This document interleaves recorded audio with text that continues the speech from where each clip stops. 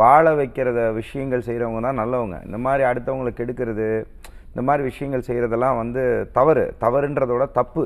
ஆனால் இந்த மாதிரி விஷயங்கள் செய்கிறவங்களுக்கு அது செய்யக்கூடாது. அது மகா பாவம். சரி, ஒரு வேளை இந்த மாதிரி ஒரு கேவலமான வேலையெல்லாம் செய்கிறாங்க அப்படின்னு சொன்னால், இதனால எதிராளிக்கு பாதிப்பு எப்படி வரும் அப்படின்னு பார்த்தீங்கன்னா, ஃபர்ஸ்ட் ஆஃப் ஆல் அவங்களால வீட்டில் ஒரு விளக்கு கூட ஏற்ற முடியாது. அதே மாதிரி வந்து பார்த்திங்கன்னா, அவங்கள சொல்லலாம் ஒரு ஒரு மனபயம் வரும்.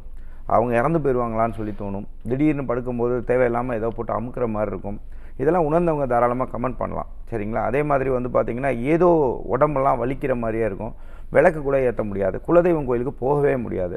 இந்த மாதிரி ஒரு நல்ல காரியங்களை எடுத்து வச்சோம்னா வீட்டில் இருக்கக்கூடிய செல்ல பிராணிகள் இறந்து போகும். வரிசையாக விழுந்துட்டே இருக்கும். இந்த மாதிரி விஷயங்கள்லாம் வரும். ஸோ இந்த மாதிரி விஷயங்கள்லாம் இருக்குது அப்படின்னு சொன்னால், ஃபஸ்ட்டு இந்த மாதிரி பாதிப்புகள் வருதுன்னா தயவு செஞ்சு சொல்கிறேன், உங்களுடைய ஜனனகால ஜாதகத்தை வந்து பார்த்துக்கோங்க.